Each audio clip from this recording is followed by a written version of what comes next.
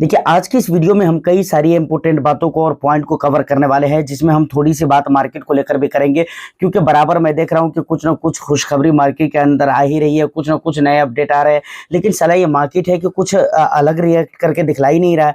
बीच-बीच में रिएक्शन आता भी है, तो अगले दिन कुछ न कुछ बुरा हो ही जाता है। तो इसके ऊपर हम थोड़ी-सी बात शॉर्टकट में ज़रूर करेंगे। उसके बाद म्यूचुअल फंड इंडस्ट्री का एक ऐसा स्कीम जो कि मिड कैप कैटेगरी का है, लेकिन वो बहुत ज़्यादा रिस्की बन चुका है आज के डेट में। ऑफ कोर्स अगर उसके रिटर्न्स आप देखेंगे तो रिटर्न्स भी बहुत ही अच्छे हैं, लेकिन मुझे लगता है कि काफ़ी ज़्यादा रिस्की भी है। क्यों है उसके ऊपर भी हम बात करेंगे। और दूसरी बात ये भी करेंगे कि इस फंड के लिए एसआईपी और लमसम दोनों ओपन है, तो इस फंड के लिए क्या ज़्यादा बेटर हो सकता है, आपको यहाँ पर क्या ज़्यादा सुटेबल हो सकता है आपके लिए, उसके ऊपर भी बात करेंगे। उसके अलावा और भी हमारी मार्केट के लिए क्या दिक्कतें हैं, क्या परेशानियां हैं, जिसके ऊपर बहुत सारे लोग बात नहीं कर रहे हैं। फिलहाल ज़्यादातर जो बातें हो रही है वो ट्रम्प को लेकर हो रही है, टैरिफ वगैरह को लेकर हो रही है, और कुछ ऐसे पर्टिकुलर एक दो सेक्टर है जिसको लेकर हो रही है। इन तमाम तर मुद्दों को समेट कर हमने इस वीडियो में रख दिया है। तो ऑफ कोर्स ये वीडियो बहुत ज्यादा इन्फॉर्मेटिव होने वाली है, चाहे आप स्टॉक के निवेशक है, चाहे आप म्यूचुअल फंड के निवेशक है। ऑफ कोर्स ये वीडियो आपको जरूर ही देखना चाहिए, एंड आई प्रोमिस यू के आपको बहुत ज्यादा इस वीडियो में वैल्यू मिलने वाला है। ठीक है, तो वीडियो को बस एक लाइक कर दीजिए, शेयर कर दीजिए। चैनल को अगर आपने सब्सक्राइब नहीं किया है तो प्लीज़ चैनल को ज़रूर सब्सक्राइब कर ले, और घंटी-घंटा जो भी मिले उसको आप दबा दीजिए, और आप अपना ज़्यादा से ज़्यादा प्यार देते रहे। देखिए, सबसे पहले अगर हम मार्केट की बात करें तो मार्केट ऑफ कोर्स कल की मार्केट ने बहुत अच्छा करा है, वहाँ पर बहुत अच्छी चीज़ें देखने को मिली है, और ख़रीदारी वगैरह जो भी है वो अच्छी खासी देखने को मिली है। ओवरऑल अगर बात किया जाए तो भाई मार्केट पॉजिटिव था, और अच्छे परसेंटेज वाइज बहुत हाई लेवल के नहीं, लेकिन ठीक-ठाक है। मार्केट के अकॉर्डिंग और सिचुएशन के अकॉर्डिंग जो पॉजिटिविटी थी वो परसेंटेज वाइज हम उन्हें अच्छा कह सकते हैं। ठीक है, परसेंटेज वाइज भी अच्छा कह सकते हैं, ये सबसे जरूरी बात। देखिए, अब कुछ लोग ये बात कर रहे हैं कि भाई मार्केट के अंदर जो ये पॉजिटिविटी आई है, ट्रम्प की तरफ से एक मतलब ट्वीट किया गया है जिसमें नरमी दिखाई गई है टैरिफ को लेकर। ऊपर से हमारे देश के जो माननीय प्राइम मिनिस्टर हैं उन्होंने भी उसके ऊपर ट्वीट किया है, मतलब उनके ट्वीट को रिप्लाई किया है कि ठीक है भाई, इंडिया और यूएस की जो दोस्ती है वो बहुत पुरानी दोस्ती है, हम इस दोस्ती को आगे तक के ले जाएंगे। ट्रेड डील वगैरह में जो भी प्रॉब्लम आ रहा है हम उसको सोल्व करने की कोशिश कर रहे हैं, और उम्मीद है कि सोल्व हो जाएगा। इस तरह के ट्वीट करके उन्होंने लोगों को बताया। तो बहुत सारे लोग इसको एक रीजन मानकर चल रहे हैं कि कल की जो मार्केट अच्छी थी या फिर आज की भी जो मार्केट अच्छी रहेगी। अभी फिलहाल हम ये तो कुछ नहीं कह सकते आज की मार्केट इन द एंड कैसा रह सकता है, लेकिन ठीक है, हम ये मानकर चलते हैं कि अच्छा अगर रहता है तो उसको भी लोग रीजन बोलते हैं। ठीक है ना, कि कल की मार्केट और आज की मार्केट अच्छी रहेगी, इसके पीछे का रीजन वही ट्वीट है। ठीक है, लेकिन एक बात कि आप यहाँ पर समझ कर रखिए कि देखिए, ट्रंप से इस तरह की उम्मीदें बिल्कुल नहीं की जा सकती है, और मैं आपको बता रहा हूँ जिन चीजों की जरूरत उसको है उसके ऊपर वो टैरिफ नहीं लगा रहा है। बहुत सारे लोग ये बात कर रहे हैं, अफवाह फैला भी रहे हैं कि भाई आईटी के ऊपर टैरिफ लगेगा, लेकिन मैं बहुत दिन पहले शुरू में ही कहा था कि भाई आईटी के ऊपर बहुत ज्यादा टैरिफ नहीं लगेगा, अगर लगेगा भी तो बहुत कम का टैरिफ, सबसे पहले तो लगेगा नहीं, लगेगा भी तो बहुत कम का टैरिफ लगेगा, क्योंकि आईटी की जो सर्विसेज है उसकी जरूरत उसको है। उसको मालूम है कि भाई इंडिया से खरीदे बगैर काम नहीं चल सकता है। अगर हम टैरिफ से लगा देंगे उसके ऊपर, और वो अगर एक्सपोर्ट करना बंद कर दिया तो फिर हमारा प्रॉब्लम क्रिएट हो जाएगा। इसलिए आईटी के ऊपर, लॉजिकल बात है, इसको समझने की जरूरत है सर। तो इसलिए वो आईटी के ऊपर बहुत ज्यादा सर्विसेज टैक्स नहीं लगा सकता है। ठीक है, बाकी वो चीजें जो हमारी जरूरत है, जिसे हम बेचना चाहते हैं, उसके ऊपर वो ज्यादा टैक्स लगा कर रखा हुआ है। अब देख लीजिए रिजल्ट आपके सामने। ऐसा नहीं कि मैं अपनी तरफ से ये चीजें आपके सामने बनाकर बोल रहा हूँ। ठीक है, तो ये सारी चीजें कंप्लीट हो जाती है, बट इस बंदे के ऊपर बहुत ज्यादा भरोसा करने की जरूरत नहीं है। मार्केट के सिचुएशन की अगर मैं बात करूँ तो धीरे धीरे चीजें ठीक हो रही है हमारी इंडिया के अंदर। हाँ ठीक है, इतना बिगड़ा हुआ है तो इतनी जल्दी भी ठीक नहीं होने वाली है, और इतना मतलब आराम से भी ठीक नहीं होगा, थोड़ा सा उसमें समय जरूर ही लगेगा। तो ये सारी बातें उम्मीद है कि समझ में आ गई होगी। अब मार्केट का एक ऐसा फंड जो कि जिसके बारे में मैं ये बोलता हूँ, यानी Motilal Oswal mid cap fund, कि भाई ये काफी ज्यादा रिस्की फंड हो चुका है। उसके पीछे के रीजन क्या क्या है वो मैं अभी आपको बताता हूँ, लेकिन थोड़ा सा इसका ओवरव्यू हम देख लेते हैं, उसके बाद फिर हम आगे की बातें करते हैं। देखिए, फाइनली हम आ चुके हैं अपने मेन स्क्रीन के ऊपर। सबसे पहले यहाँ पर नेम आपको देखने को मिल जाता है, Motilal Oswal mid cap fund direct growth की हम बात कर रहे हैं। ठीक है ना, उसके बाद अगर रिटर्न्स आप देखेंगे तो यहाँ पर शो हो रहा है, और उसके बाद एनएवी अगर आप देखेंगे तो यहाँ पर आप देख सकते हैं कि प्रेजेंट में किस एनएवी के ऊपर यहाँ पर खरीदारी या बिकवाली हो रही है, ठीक है ना। ये एक दिन पहले का शो कर रहा है। उसके बाद आप यहाँ पर आएंगे तो यहाँ पर आपको ग्राफ दिख जाता है, अलग अलग टाइम फ्रेम पर सेट करके इस ग्राफ को आप रीड कर सकते हैं कि कैसा परफॉर्म रहा है, किस साल में और कितने साल के पीरियड में, ठीक है ना।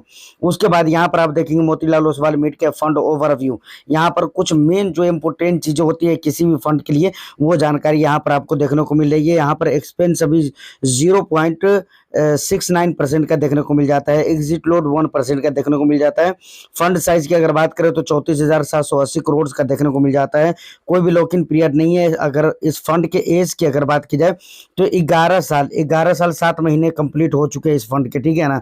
फेब 3 2014 से लेकर अभी तक। उसके बाद अगर बेंचमार्क की बात करें तो निफ्टी मिड कैप 150 टीआरआई इसका बेंचमार्क देखने को मिल जाता है। उसके बाद एसआईपी और लमसम दोनों आप यहाँ पर कर सकते हैं।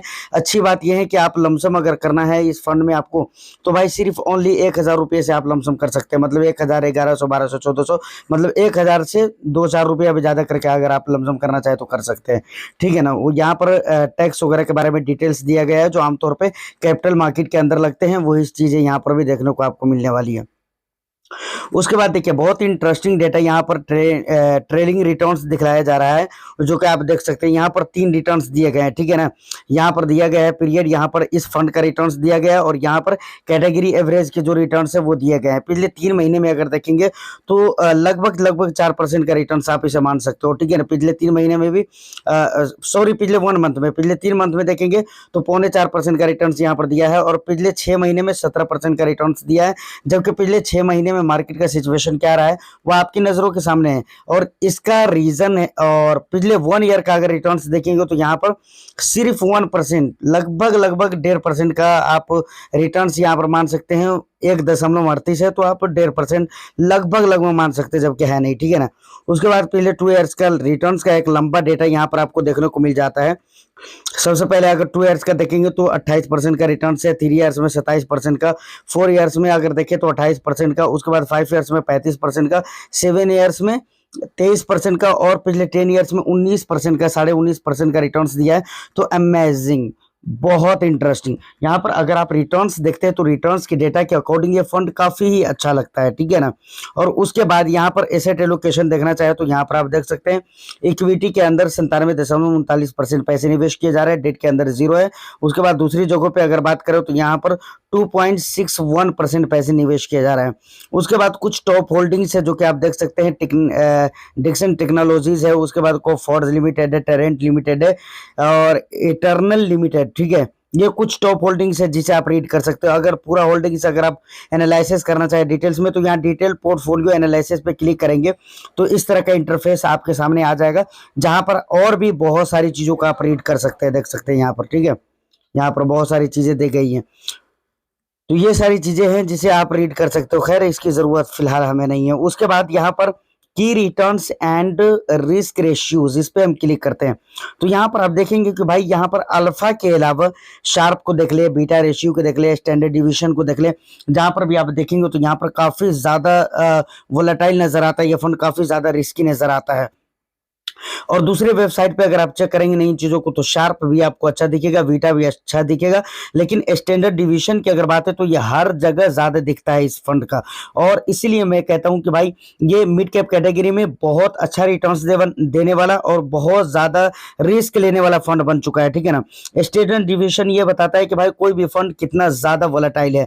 अगर वोलेटिलिटी रहती है मार्केट में तो उसके अकॉर्डिंग अगर इस फंड को आप कंपेयर करेंगे तो बहुत ज्यादा वोलेटिलिटी आपको इस फंड में देखने को मिलेगी। तो ये चीजें हैं जिसे आप रीड कर सकते हैं, ये की रेशियोज वगैरह है, ठीक है ना, की रिटर्न और रेशियोज वगैरह जिसे आप देख सकते हैं, ठीक है। तो कुछ इंपोर्टेंट बातें थी जो कि मैंने आपको बता दिया है। फाइनली स्कीम के मैक्सिमम डिटेल्स को आपने देख लिया। अब मैंने क्यों कहा था कि भाई ये थोड़ा ज्यादा रिस्की लग रहा है, रीजन, सबसे पहला रीजन ये है कि भाई पिछले कई महीनों से देखेंगे तो यहाँ पर सिर्फ स्टॉक्स को निकाला गया है इसकी होल्डिंग से। अब बहुत लिमिटेड स्टॉक्स हैं इसकी होल्डिंग्स में, मतलब लिमिटेड कंपनीज के स्टॉक्स हैं जिसके अंदर ये निवेश कर रहा है, ठीक है ना। उसके बाद अगर दूसरे रिस्क रेशियोज को देखेंगे तो ठीक है, जैसा कि मैंने आपको दिखलाया भी है, लेकिन स्टैंडर्ड डिवीजन अगर आप यहाँ पर देखेंगे तो काफी ज्यादा मतलब वोलेटाइल, क्योंकि स्टैंडर्ड डिवीजन क्या बताता है हमारे को, ये बताता है ना कि कोई भी फंड कितना ज्यादा वोलेटाइल होता है, ठीक है ना। तो किस फंड के अंदर कितनी ज्यादा वैलेटिलिटी होती है। तो इसका अगर वैलेटिलिटी देखेंगे, वैलेटिलिटी रेशियो जिसे आप स्टैंडर्ड डिवीजन कहते हैं, तो वो काफी ज्यादा ऊपर बढ़ा हुआ लग रहा है। इसके कंपैरिजन में अगर दूसरे मिड कैप को देखेंगे तो वहां पर कम नजर आ रहे हैं, ठीक है ना। पेयर से कंपैरिजन करेंगे तो कुछ कम है, ठीक है। तो ये सबसे पहले ही रीजन है। और दो रीजन हो गए, स्टॉक बेचे जा रहे हैं, खरीदे बहुत कम जा रहे हैं। उसके बाद जो पुराने स्टॉक्स हैं उन्हीं के साथ प्लस जो इसका इन्वेस्टमेंट स्टाइल है, जो स्ट्रेटेजी है, वो पुरानी वाली है। इसमें फिलहाल अभी तक कोई चेंजेस नहीं किया गया है, ये क्लियर हो गया आपको। यहाँ पर एक चीज और भी देखने को मिलता है कि भाई अगर इसका पी आप देखेंगे तो काफी ज्यादा महंगा है, ठीक है ना। जबकि इसके इंडेक्स के मुकाबले में ठीक है थोड़ा बहुत ज्यादा होना चाहिए। ऐसे इसके इंडेक्स में भी काफी ज्यादा वैल्यूएशन है, अभी 33.1 या ऐसा कुछ वैल्यूएशन आपको देखने को मिलेगा। इसके थोड़ा बहुत ऊपर या नीचे, समझ रहे हैं ना। इस हिसाब किताब से वैल्यूएशन इसके इंडेक्स में भी है, जो कि निफ्टी मिड कैप 150 इसका इंडेक्स है। तो वहां पर वैल्यूएशन है और ये काफी ज्यादा महंगे पी पर सेल हो रहा है हाल फिलहाल में, ठीक है। ये फंड की मैं बात कर रहा हूँ। तो यहां तक उम्मीद है कि आपको तमाम तरह बातें समझ में आ गई हो। अब इस वीडियो का लास्ट और इम्पोर्टेंट टॉपिक हम डिस्कस करने वाले हैं, जिसको तो हर हाल में हर इन्वेस्टर्स को पता होना ही चाहिए, एटलीस्ट, ठीक है। कंफर्म और 100% श्योर हो ना हो, लेकिन आपको मैक्सिमम आइडिया तो इसके बारे में होना ही चाहिए कि क्या हो सकता है। बात यह है और पॉइंट यह है कि भाई जिस तरीके से कल के डेट में हमारी मार्केट के अंदर पॉजिटिविटी दिखे, यास दिखेगी, और दूसरी तरफ ट्रम्प की तरफ से एक खुशखबरी के तौर पे मान लीजिए कि ट्वीट भी आ रहा है, नरमी दिखाई जा रही है। इधर नरेंद्र मोदी जी की तरफ से नरमी दिखलाई जा रही है, दोस्ती वाली बात की जा रही है। तो ये तमाम तर रीजन मिलकर क्या हमारे बाजार के सिचुएशन को सुधार सकता है और आने वाला जो समय है क्या हमारे बाजार के लिए अच्छा होने वाला है। तो देखिए इसका जवाब पहले ही मैं दे चुका हूं, अगर आपने गौर किया होगा। जवाब पहला यह है कि भाई ट्रम्प के ऊपर बहुत ज्यादा का भरोसा नहीं है, ठीक है ना, और वो अपने मतलब के लिए जी रहा है बंदा। दूसरी बात, हमारे मार्केट के लिए दो चीजें हैं जो कि बहुत ही इंपॉर्टेंट है। सबसे पहली चीज ये है एफआईआईज की एंट्री, ठीक है। और एफआईआईज की एंट्री अगर इस वीक में आप देखेंगे तो 9 सितंबर एक ऐसी तारीख मिलती है जहां पर 2000 करोड़ से ज्यादा की खरीदारी की है। उसके अलावा जो भी डेट है वहां पर बिकवाली देखने को मिली है। पिछले 1 मंथ में भी देखे तो लगातार आपको बिकवाली ही देखने को मिलेगी, ठीक है ना। सिर्फ 9 सितंबर जो अभी गुजरा है वहां पर खरीदारी देखने को मिलती है। मैं आपको डेटा दिखला रहा हूं, देख सकते हैं आप। देखिए यहाँ पर एफआईआईज और डीआईआईज का डेटा देखने को मिल जाता है, ठीक है ना। ये जो है ना 10 सितंबर की मार्केट है जिसे आप देख सकते हो। उसके अलावा ये 9 सितंबर की मार्केट है। 9 सितंबर को एफआईआईज के लिए बहुत ही इंपॉर्टेंट दिन रहा है और पता नहीं वो कैसे कैसे इंडियन स्टॉक मार्केट के अंदर 2000 करोड़ से ज्यादा की खरीदारी कर डाली है, ठीक है ना। तो ये बात है। उसके बाद अगर आप देखेंगे ये 9 का हो गया। उसके बाद अगर उससे पहले 8 को देखेंगे तो ये मंडे की मार्केट है जहां पर सेलिंग ही देखने को मिली थी, ठीक है ना। और यहाँ पर एक बहुत ही इंटरेस्टिंग बात है, यहाँ पर एफआईआईज ने जब खरीदारी करी तो डीआईआईज ने अपनी खरीदारी बहुत ही कम कर दी, जबकि ऐसा बहुत ही कम होता है। जब भी एफआईआईज ज्यादा बेचते हैं तो ये लोग ज्यादा खरीदते हैं, जैसे कि आप यहाँ पर देख सकते हैं। इसके अलावा और भी डेटा यहाँ पर आपको देखने को मिल जाता है। उसके अलावा और भी आप देखेंगे जहां पर ज्यादा ये लोग बेचे एफआईआईज वहां पर ज्यादा डीआईआईज खरीदारी करे।